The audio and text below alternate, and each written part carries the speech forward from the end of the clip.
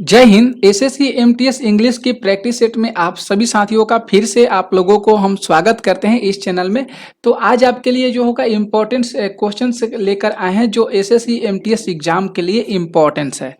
तो आप लोग इस चैनल को फॉलो कर लीजिएगा साथियों, और इस वीडियो को शेयर भी जरूर कर दीजिएगा, क्योंकि इंग्लिश की जो हम डेली यहाँ पे आप लोग के लिए प्रैक्टिस लेकर आते हैं प्रश्नों को, और अच्छे तरीका से सारे प्रश्नों को हम आप लोग को समझाते हैं। ठीक है, तो मेन टारगेट हम लोग का जो होता है 25 नंबर का होता है कि किसी भी कीमत पर 25 नंबर करना है। ठीक है, तो आइए हम लोग अपने प्रश्न को स्टार्ट करते हैं। देखते हैं फर्स्ट प्रश्न यहाँ पे क्या कह रहा है। तो यहाँ पे आप लोग देख सकते हैं जो फर्स्ट प्रश्न है कि select the most appropriate option to fill in the blanks. यहाँ पे एक बड़ा सा सेंटेंस दिया गया है, आप लोग यहाँ पे देख सकते हैं ये सेंटेंस, और इसमें से एक ब्लैंक्स दिया गया है। यहाँ पे देख सकते हैं ब्लैंक्स दिया गया है, और इसी जगह पर हम लोग को चार विकल्प में से राइट आंसर को चुनना है, कौन सा ऑप्शन जो है ये सही हो रहा है। ठीक है, तो हम लोग पहले सेंटेंस को पढ़ लेते हैं और उसके बाद ये सेंटेंस को समझेंगे, तब उसके बाद हम लोग को यहाँ पे भरना होगा कि यहाँ पे क्या हम भर सकते हैं। क्लियर है? तो यहाँ पे जो सेंटेंस कह रहा है दोस्तों कि the peanut stove which is so often seen on the, अब यहाँ पे ब्लैंक्स दिया गया है। ठीक है, क्या भरना है? Just outside the fruit shop makes us think of the familiar street scheme at home. अब यहाँ पे हम लोग को यहाँ पे जो है ब्लैंक्स दिया गया है, यहाँ पे हम लोग को राइट आंसर को भरना है। यहाँ पे कौन सा ऑप्शन जो है दोस्तों सही हो सकता है। ठीक है, तो ये जो सेंटेंस दिया गया है, ये जो वाक्य दिया गया है, तो हम लोग को ये वाक्य को पढ़ने के उपरांत यहाँ पे ऑप्शन जो बी हो रहा है ये बिल्कुल सही हो रहा है। फुटपाथ, जो फुटपाथ होता है जिसको हम लोग हिंदी में पगडंडी या पैदल रास्ता कहते हैं। जैसे आप लोग फुटपाथ को जानते होंगे कि आप जो मेन रोड होता है उसके बगल साइड में फुटपाथ होता है, उसी पर जो है मान लीजिए हम लोग पैदल चलते हैं, और इधर जो दूसरी साइड होता है वह गाड़ी चलती है। ये चीज़ आप लोग को पता है। तो देख सकते हैं यहाँ पे जो बी ऑप्शन हो जाएगा, यहाँ पे ये भरा जाएगा, फुटपाथ होगा। ठीक है, अब थोड़ा सा हम लोग ध्यान से इस चीज को समझ लेंगे। द यहाँ पे देख लीजिए, the peanut stop which is so often seen of the footpath, देख सकते हैं यहाँ पे जो करेक्ट आंसर हो जाएगा फुटपाथ होगा। Just outside the fruit shop make us think of the familiar street scheme at home. यहाँ पे कहने का मतलब है कि जो फलों की दुकान के ठीक बाहर फुटपाथ पर एक अक्सर देखने वाला मूंगफली का चूल्हा हमें घर के परिचित सड़क दृश्य की याद दिलाता है। ये जो है इसका हिंदी हो सकता है। ठीक है, तो इसमें सेंटेंस को पढ़ना होगा, और पढ़ने के बाद ही हम लोग को क्या करना होगा, यहाँ पे भरना होगा। ओके, इसमें कोई जो है याद करने की दिक्कत नहीं है। तो अगर आप लोग को मीनिंग याद रहेगा अच्छे तरीका से, तब आप लोग सेंटेंस को जो फिल इन दी ब्लैंक्स आते हैं उसको अच्छे से पढ़िएगा, समझिएगा, उसके अनुसार आप लोग ऑप्शन को सिलेक्ट करिएगा। ठीक है, नेक्स्ट आते हैं प्रश्न, हम लोग दूसरा देखेंगे। यहाँ पे जो सेकंड प्रश्न कर रहा है कि select the most appropriate option to substitute the underline segment in the given sentence if there is no needed to substituted it select the no substitution required. यहाँ पे कह रहा है कि एक बड़ा सा सेंटेंस दिया गया है, उसमें देखना है कि जो एक कौन सा विकल्प यहाँ पे सही हो रहा है। देख सकते हैं एक सेंटेंस दिया गया है जहाँ पे अंडरलाइन किया गया है, कुछ यहाँ पे वर्ड्स दिए गए हैं जिस वर्ड पे एक अंडरलाइन किया गया, और इसी वर्ड में से देखना है क्या यहाँ पे कुछ गलत हो रहा है या सही हो रहा है। अगर किसी भी प्रकार की त्रुटि होगा तो आप लोग देख सकते हैं नो सब्स्टिट्यूशन रिक्वायर्ड आप लोग को कर देना है। अगर नहीं होगा तो आप लोग को विकल्प में से उसका चयन करना है कहाँ पे ये मिस्टेक हो रही है। यह चीज समझ में आ गया? तो हम लोग को पहले क्या करना पड़ेगा, इसको ध्यान से पहले प्रश्नों को समझना होगा कि the range of flavours is determined by where the plant species is grown and how it processed. तो यहाँ पे जो कह रहे हैं कि स्वादों की सीमा इस बात से निर्धारित होती है कि पौधे की जो प्रजाति है वह कहाँ उगाई गई है, और उसका जो प्रसंस्करण है कैसे किया गया है। ये जो है इसका जो ये प्रश्न है इसका ये कह रहा है। ठीक है, अगर हम लोग देखेंगे जो यहाँ पे इट इज प्रोसीड दिया गया है, इस सेंटेंस को पढ़ने के उपरांत यहाँ पे किसी भी प्रकार की जो है एरर यहाँ पे दिखाई नहीं दे रहा है, किसी भी प्रकार की दिक्कत जो है यहाँ पे त्रुटि जो है किसी भी प्रकार की दिखाई नहीं दे रही है। तो हम लोग को यहाँ पे जो ऑप्शन को चुनना होगा, ए ऑप्शन को हम लोग चुनेंगे। यहाँ पे जो नो सब्स्टिट्यूशन रिक्वायर्ड दिया गया है यहाँ पे हम लोग चुनेंगे, क्योंकि देख सकते हैं आप लोग यहाँ पे प्लांट दिया गया है, और प्लांट के अनुसार अगर बात करेंगे तो प्रोनाउन जो है इट का प्रयोग होता है, उचित बात है, इट का प्रयोग यहाँ पे होता है, ये भी सही बात है। देख सकते हैं जो प्लांट है और यहाँ पे इट का भी प्रयोग हुआ है, प्लांट है और यहाँ पे इट का भी प्रयोग हुआ है। तो इट के पश्चात आप लोग देखिएगा सिंगुलर वर्ब का भी प्रयोग हुआ है। इसमें किसी भी प्रकार की त्रुटि नहीं है इस सेंटेंस में, इसलिए यहाँ पे हमने ए ऑप्शन को टिक करा, नो सब्स्टिट्यूशन रिक्वायर्ड। ओके, ठीक है, समझ में आ गया। इसके बाद आते हैं जो थर्ड प्रश्न है, देखिएगा यहाँ पे जो थर्ड प्रश्न है कि select the most appropriate meaning of the given idiom. यहाँ पे कह रहा है कि an eyes opener, as eye opener, ठीक है, आंख खोलने वाली जो घटना या कह सकते हैं आश्चर्यजनक घटना, ये जो फ्रेज मतलब मुहावरा है। अब हम लोग को ये मुहावरा जो इडियम्स है इसके सही उत्तर को देखना होगा। तो इडियम्स जितने भी होते हैं, मुहावरे जितने होते हैं, जैसे वन वर्ड सब्स्टिट्यूशन हो गया, एंटोनिम सिनोनिम्स हो गया, ये सारी चीज को याद करना होता है दोस्तों। याद आप लोग को रहेगा तो आप लोग विकल्प को सही आंसर कर सकते हैं, राइट आंसर कर सकते हैं, ठीक है। तो यहाँ पे जो एन आई ओपनर दिया गया है, इसका जो राइट आंसर हो जाएगा यहाँ पे सी ऑप्शन बिल्कुल सही हो जाएगा। ये शॉकिंग रेवलेशन, ये शॉकिंग जो रेवलेशन दिया गया है ये बिल्कुल सही हो रहा है। तो ध्यान में आप लोग को रखना होगा और यहाँ पे किसी भी प्रकार की दिक्कत नहीं होगा। आप लोग इस चैनल पर बने रहिएगा, आप लोग चैनल को सब्सक्राइब जरूर कर लीजिएगा, ठीक है। तो आइए हम लोग इसके बाद आते हैं दोस्तों, जो यहाँ पे फोर्थ प्रश्न है इसको ध्यान से देखिए। फोर्थ जो प्रश्न करे कि select the option that will improve the underline parts of the given sentence in case no improvement is needed, select number no improvement required. वही चीज जो पहले आप लोग को बताएं, वही चीज यहाँ पे कह रहा है। जो इसका डिस्क्रिप्शन दिया गया है, अंडरलाइन दिया गया है एक सेंटेंस में, उस सेंटेंस में से चुनना है कि हाँ हो सकता है किसी भी प्रकार की त्रुटि है तो चुन सकते हैं, नहीं होगा तो किसी भी प्रकार की नो इम्प्रूवमेंट रिक्वायर्ड आप इसको चुन सकते हैं, ठीक है। तो he know how bad I wanted a baby, तो यहाँ पे जो हाउ बैड दिया गया है इसी को ध्यान से देखिएगा, किसी भी प्रकार की हो सकता है त्रुटि यहाँ पे देखने को मिल सकता है। जो अंडरलाइन पार्ट यहाँ पे दिया गया है हाउ बैड का, हाउ बैड के स्थान पर हाउ बेडली का प्रयोग होना चाहिए। यहाँ पे जो बैड है, यहाँ पे जो दोस्तों बैडली का प्रयोग होना चाहिए। अब आप लोग के दिमाग में आ रहा है कि यहाँ पे सर बैडली का प्रयोग क्यों होना चाहिए। जो बैडली है यहाँ पे ये देख सकते हैं, बैडली का प्रयोग क्यों होना चाहिए, क्योंकि बैड एक एडजेक्टिव है, ध्यान में रखना होगा साथियों। क्योंकि यहाँ पे जो बैड जो है ये एडजेक्टिव है, बैड जो है एडजेक्टिव है। ओके, समझ में आ गया। और बैडली जो है एक एडवर्ब हो जाएगा, जो बैडली हो जाएगा एड, ये तो बैड पता चल गया एडजेक्टिव है। जो बैडली है यहाँ पे देख सकते हैं, जो बैडली है ये साथियों क्या है, तो बैडली एडवर्ब है, ठीक है। तो किसी भी सेंटेंस में एडवर्ब की आवश्यकता होती है, जरूर होती है। तो बैड के जगह पर क्या होना चाहिए, बैडली होना चाहिए। तो यहाँ पे ए ऑप्शन बिल्कुल सही हो जाएगा, समझ में आ गया। तो ए यहाँ पे जो अगर सेंटेंस की बात करेंगे ध्यान से देख सकते हैं, he knows how badly I wanted to baby, यहाँ पे वह जानता है कि मैं कितनी बुरी तरह से बचा चाहते हैं, मैं कितनी बुरी तरह से बचा चाहती थी। यहाँ पे ये जो है इस सेंटेंस का हिंदी हो जाएगा। क्लियर है, समझ में आ गया। आगे देखेंगे जो यहाँ पे 5 नंबर प्रश्न है, ध्यान से देखिएगा कि select the option that can be use as one substitute for the given group of one. मतलब यहाँ पे वन वर्ड सब्स्टिट्यूशन है, ओके। और वन वर्ड सब्स्टिट्यूशन देख सकते हैं यहाँ से बड़ा है, मतलब इतना बड़ा है। यहाँ पे दिया गया है एन अनलाइकली चांस और occurrence especially a piece of good luck. यहाँ पे करे कि कोई भी अप्रत्याशित संजोग या घटना, विशेषकर सौभाग्य का एक टुकड़ा। ये जो है अनेक शब्दों के लिए एक शब्द होता है। आप लोग तो हिंदी ग्रामर जब पढ़ते होंगे उसमें भी वही चीज़ है, इंग्लिश और हिंदी है। तो इसमें इंग्लिश है, उसमें हिंदी होता है। तो जो एक शब्दों के लिए एक शब्द, अनेक शब्दों के लिए एक शब्द होता है, तो वही है वन वर्ड सब्स्टिट्यूशन। आप लोग को यहाँ पे एक शब्द दिखना है, तो देख सकते हैं यहाँ पे पॉपर दिया गया है, कंगाल फ्लूक दिया गया है, आकस्मिक लक। यहाँ पे आगे देखेंगे मास्करेड दिया गया है, स्वांग या छद्मावेश। और यहाँ पे देख सकते हैं जो यहाँ पे मैसियो दिया गया है, मोसिया।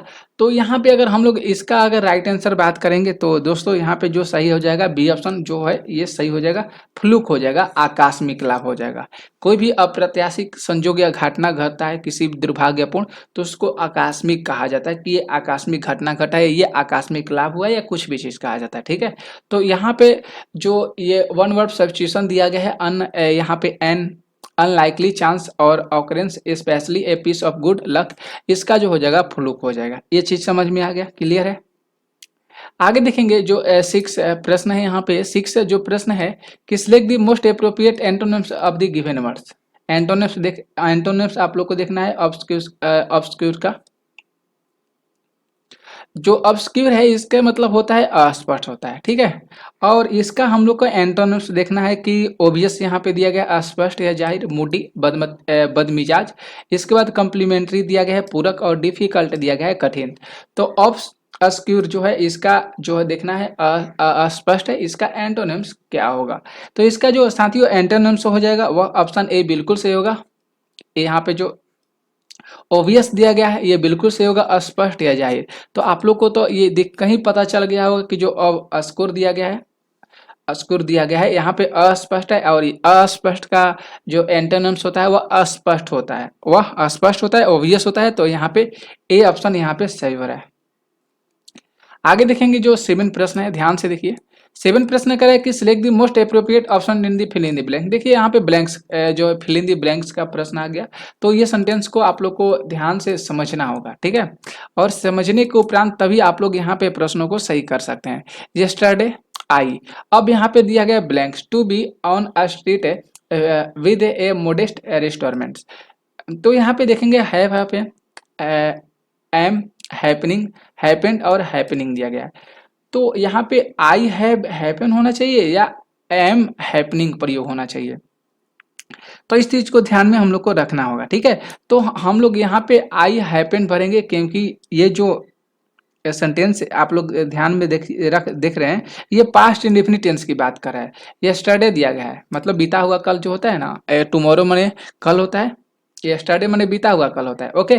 तो यहाँ पे बीता हुआ कल मतलब पास्ट की बात कर रहे हैं, मतलब यहाँ पे जो सेंटेंस आप लोग देख रहे हैं ये सेंटेंस जो हो जाएगा पास्ट इंडेफिनिट टेंस में है। और पास्ट इंडेफिनिट टेंस में कभी भी हमेशा V2 का प्रयोग होता है। पास्ट इंडेफिनिट टेंस में हमेशा सब्जेक्ट है आप प्लस में V2 होता है, और इसके बाद में क्या होता है, ऑब्जेक्ट होता है, ठीक है। तो ये जो है ये पास्ट इंडेफिनिट टेंस की जो है पहचान होती है। इसी के अकॉर्डिंग हम लोग देखेंगे तो सी ऑप्शन यहाँ पे सही हो जाएगा, हैपेंड हो जाएगा। ये चीज पता चल गया, ठीक है। अगर करेक्ट सेंटेंस की बात करेंगे तो यस्टरडे हो जाएगा, I happen to be on a street with a few modest restaurant. कल मैं संयोग से एक ऐसी सड़क पर था जहां कुछ मामूली रेस्तारे थे, रेस्टोरेंट थे। ये चीज ठीक है। आगे देखेंगे प्रश्न 8 है। यहाँ पे 8 जो प्रश्न कह रहा है दोस्तों कि select the most appropriate option to fill in the blanks. ये भी जो है ब्लैंक्स है, मतलब खाली स्थान को भरना है कि 3 आवर्स शुड बी, यहाँ पे ब्लैंक्स दिया गया है टू फिनिश द वर्क। यहाँ पे मैजेस्टिक दिया गया है, प्रभावशाली या राजसी बोला जाता है। वॉल्यूमिनियस दिया गया है, यहाँ पे मोटा या विशाल हो जाएगा। ग्रांड दिया गया, शानदार। सफिशिएंट दिया गया है, काफी पर्याप्त, ओके। अब हम लोग को ध्यान से देखना होगा कि यहाँ पे क्या कौन सा ऑप्शन जो है, कौन सा विकल्प हो जाएगा यहाँ पे जो इस सेंटेंस को सही मात्रा में सही कर सकता है।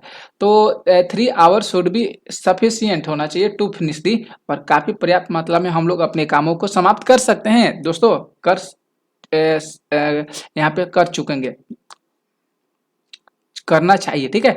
यहाँ पे शुड का प्रयोग होना चाहिए, शायद चाहिए होना चाहिए। तो यहाँ पे हम लोग डी ऑप्शन को सिलेक्ट करेंगे, सफिशिएंट यहाँ पे जो है इस वाक्य के लिए सबसे सही मात्रा में अर्थ दे रहा है, ओके। तो ये चीज आप लोग ध्यान में रखिएगा। देख सकते हैं आप लोग, काम खत्म करने के लिए 3 घंटे पर्याप्त होंगे। काम खत्म करने के लिए जो 3 घंटे हैं ये पर्याप्त हो गए, क्लियर है। आगे देखेंगे जो प्रश्न 9 है। यहाँ पे जो 9 प्रश्न करे कि select the most appropriate synonyms the underline in the given sentence. Many celebrities encourage our young children to aspire for greatness. यहाँ पे कई मशहूर हस्तियां जो है छोटे बच्चों को महानता की आकांक्षा करने के लिए उनको क्या करती है, प्रोत्साहित करती है, ठीक है। अब यहाँ पे जो इनकरेज दिया गया है इसका सिनोनिम्स की बात करें कि चलिए भैया, जो इनकरेज है, इनकरेज का मतलब आप लोग को तो पता है, इनकरेज का मतलब क्या होता है। तो इनकरेज का मतलब जो होता है साहसी होता है, समझ में आ गया। इनकरेज का मतलब साहसी भी मतलब करेज का मतलब साहसी होता है, और इनकरेज का मतलब होता है प्रोत्साहित करना होता है। ओके, समझ में आ गया। तो यहाँ पे हम लोग को जो इनकरेज दिया गया है, प्रोत्साहित करना होता है इसका, तो इसका सिनोनिम्स की बात किया है कि दोस्तों सिनोनिम्स इसका क्या हो सकता है। तो अगर हम लोग यहाँ पे देखेंगे तो अबेट दिया गया है रोक लगाना, डाउट दिया गया है धमकाना या वश में करना, और यहाँ पे अंडरमाइन दिया गया है छीण करना या खोखला करना, और यहाँ पे जो स्टिमुलेट दिया गया है उकसाना या प्रेरित करना। तो जो यहाँ पे जो इनकरेज दिया गया है जिसको प्रोत्साहित करते हैं, तो यहाँ पे ऑप्शन के अनुसार जो डी ऑप्शन है यहाँ पे सही हो रहा है, स्टिमुलेट। यहाँ पे डी ऑप्शन सही हो रहा है, ठीक है, स्टिमुलेट यहाँ पे सही ऑप्शन को प्रेरित कर रहा है। आगे देखेंगे जो 10 प्रश्न है यहाँ पे कि select the most appropriate option to fill in the blanks. I walked out, यहाँ पे ब्लैंक्स दिया है, I wanted to breathe some fresh air, ये तो हो गया, बिकॉज हुआ, बट हुआ और डैट हुआ। अब इस सेंटेंस को हम लोग को ध्यान से देखना होगा, और यहाँ पे जो है किस कौन सा ऑप्शन यहाँ पे भरा जाएगा। आई वॉक आउट बिकॉज, यहाँ पे किसका प्रयोग होना चाहिए, बिकॉज का प्रयोग होना चाहिए, क्योंकि I wanted to breathe some fresh air, ये चीज आप लोग को पता चल गया। तो देख सकते हैं करेक्ट सेंटेंस की बात करेंगे तो आई वॉक आउट बिकॉज, देख लीजिएगा, I wanted to breathe some fresh air, मैं बाहर चला गया क्योंकि मैं ताजी हवा में सांस लेना चाहता था। क्लियर है। 11 प्रश्न ध्यान से देखिए, यहाँ पे 11 प्रश्न क्या कह रहा है। 11 प्रश्न यहाँ पे दोस्तों कह रहा है कि select the most appropriate option to fill in the blanks. देखिए अधिकतर प्रश्न जो है फिल इन द ब्लैंक्स के प्रश्न आते हैं। तो ये जो प्रश्न आप लोग को करा रहे हैं ये 2022 में शायद प्रश्न आए हैं। ओके, तो आप लोग अगर ध्यान से देखिए प्रश्नों को तो बहुत कुछ समझ में आएगा, और आप लोग को धीरे साथियों मीनिंग को याद करना बहुत जरूरी है। मीनिंग याद आप लोग नहीं कर पाइएगा तो आप लोग से जो होगा इंग्लिश के जो भी क्वेश्चंस आएंगे आप लोग उसको नहीं पकड़ पाइएगा। हो सकता है मान सकते हैं आप लोग antonyms synonyms one word substitution याद कर लीजिएगा, तो वह उससे प्रश्न कितना आएगा, 3 या 4 आएगा। ठीक है, कुछ ग्रामर के भी प्रश्न आएंगे तो ग्रामर आपका क्लियर हो जाएगा, तो आप उसको बना सकते हैं। मान सकते हैं मामूली तरीका से कि आप 10 प्रश्नों को कर लीजिएगा। अगर मान लीजिए एंटोनिम्स साइनोनिम्स सिनोनिम्स आ गया और वन वर्ड सब्स्टिट्यूशन आ गया तो आप इसको बना लीजिए। ठीक है, ग्रामर आ गया आप उसको क्लियर कर दिया। लेकिन भैया और कुछ इसमें है कि कॉम्प्रिहेंशन की भी मतलब 5 कॉम्प्रिहेंशन एक आएगा, उसमें 5 प्रश्न आ रहेंगे तो 15 हो गया। कुछ है बात करेंगे फिल इन द ब्लैंक से क्वेश्चन आ जाएंगे, तो इसमें आप लोग को हो सकता है दिक्कत होगा। ठीक है, तो आप लोग मीनिंग अगर अच्छे तरीका से याद करिएगा तो बहुत कुछ हो जाएगा। चलिए हम लोग 11 प्रश्न पे ध्यान देते हैं, क्या कह रहा है 11 जो यहाँ पे प्रश्न कर रहा है कि फार्मर्स आर अर्ज टू, यहाँ पे ब्लैंक्स दिया गया है, to good agriculture practice in the disposal and spreading of agriculture waste such as slurry. अब हम लोग को ध्यान से देखना होगा, ये जो बड़ा सेंटेंस दिया गया है इसमें भैया जो यहाँ पे ब्लैंक्स दिया गया है यहाँ पे हम लोग को क्या भर सकते हैं, यहाँ पे जो है क्या हम लोग को होना चाहिए। ठीक है, तो देखिए साथियों यहाँ पे डिस्टर्ब दिया गया, वर्शिप दिया गया, एडहियर दिया गया है और गैदर दिया गया है। ठीक है, अब हम लोग यहाँ पे जो राइट आंसर हो सकता है एडहियर हो सकता है, पालन करना या चिपके रहना, पालन करना या चिपके रहना। ठीक है, मतलब यहाँ पे ये ऑप्शन सही हो रहा है कि किसानों से यह आग्रह किया जाता है। आप देख सकते हैं जो करेक्ट सेंटेंस नीचे बनाया गया है, देख सकते हैं एडहियर दिया गया है, हो गया। ठीक है, यहाँ पे जो है किसानों से आग्रह किया जाता है कि वे कृषि भी अपशिष्ट जैसी जिसने भी अस्लरी के निपटान हो सकते हैं, प्रसार हो सकते हैं, उस अच्छी कृषि पद्धतियों का क्या कर सकें, उसका पालन कर सकें। ठीक है, तो यहाँ पे एड हियर होना चाहिए। तो ये फिल इन द ब्लैंक्स के प्रश्न है दोस्तों। आगे देखेंगे प्रश्न, देखिए अच्छा प्रश्न है ये, अंडरलाइन वाला प्रश्न आ गया। 12 जो प्रश्न है कि select the most appropriate meaning of the underlined idiom in the given sentence।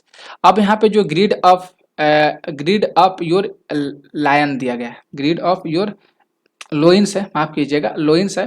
तो अब इसका हम लोग को देखना होगा कि यहाँ पे जो इडियम्स दिया गया है, मुहावरे जो हो दिया गया है, इसका सही आंसर कौन सा होगा। Your better greed of your loins as we are going to meet my family, बेहतर होगा कि आप अपनी कमर कस लें क्योंकि हम अब मेरे परिवार से मिलने जा रहे हैं। तो इस जो ग्रीड ऑफ योर लोइंस दिया गया, इसका अगर राइट आंसर की बात करेंगे, इसका फ्रेज की बात करेंगे तो ए ऑप्शन यहाँ पे बिल्कुल सही होगा, to prepare oneself for a difficult situation. यहाँ पे ए विकल्प बिल्कुल जो है सही हो रहा है। ठीक है, ए ऑप्शन यहाँ पे टिक कर लीजिएगा।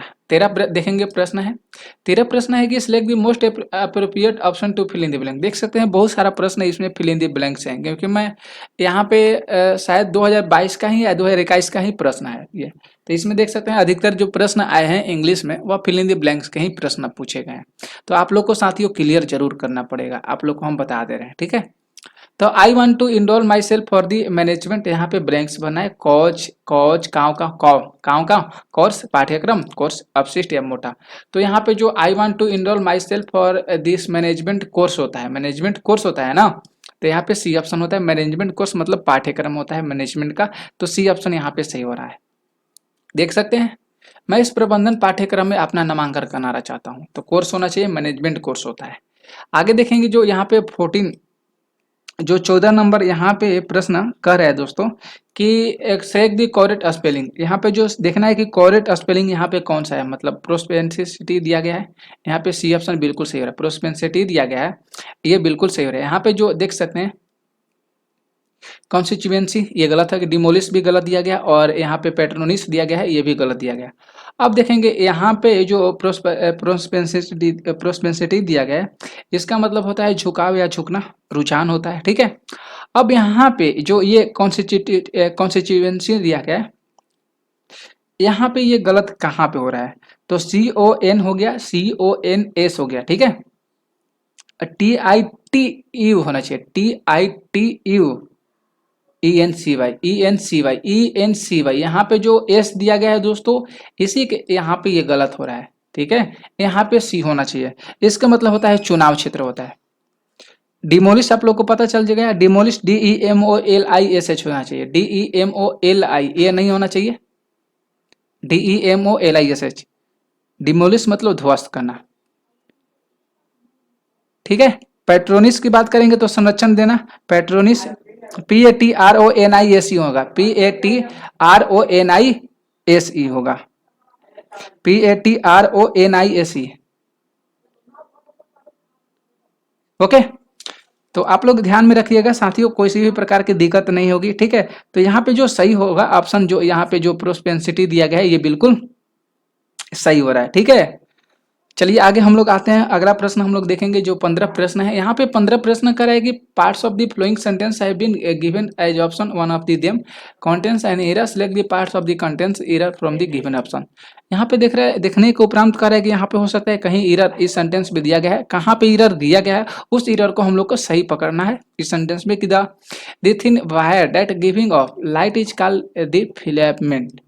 अब हम लोग को यहाँ पे समझना पड़ेगा कि कहाँ पे ये गलत हो रहा है, किस सेंटेंस में यहाँ पे गलत हो रहा है। ठीक है, तो देखेंगे दोस्तों यहाँ पे जो गिविंग अप होना चाहिए, गिविंग अप यहाँ पे ऑफ दिया गया है ना, गिविंग अप, इसके स्थान पर गिव्स का प्रयोग होना चाहिए। इसके स्थान पर किसका प्रयोग होना चाहिए, गिव्स का प्रयोग होना चाहिए। क्यों होना चाहिए, क्योंकि सब्जेक्ट जो दिया गया है द थिन वायर दिया गया है, ये जो है सिंगुलर है। ये दोस्तों क्या चीज है, ये सिंगुलर है, ये क्या है सिंगुलर है। और ये जो है प्रेजेंट इंडेफिनिट टेंस की बात कर रहा है, तो सिंगुलर जो वर्ब होगा, इसका सिंगुलर वर्ब जो होगा, जो सिंगुलर सब्जेक्ट दिया गया है सिंगुलर वर्ब भी होना चाहिए, ये आप लोग को बताना है, बताए थे। तो देख सकते हैं आप लोग यहाँ पे जो राइट आंसर डी हो रहा है, ये बिल्कुल सही हो रहा है, डैट गिविंग अप। ठीक है, आप लोग अगर करेक्ट सेंटेंस की बात करिएगा, दी थिन वायर मतलब जो पतला तार होता है, डैट गिव अप। देख सकते हैं light is called the filament, वह पतला तार जो प्रकाश देता है उसा फिलामेंट कहा जाता है। तो ये चीज आप लोग को समझ में आ गया। 15 प्रश्न लिए थे, कैसा क्लास लगा जरूर कमेंट करके बताइएगा, इस वीडियो को शेयर कर दीजिएगा।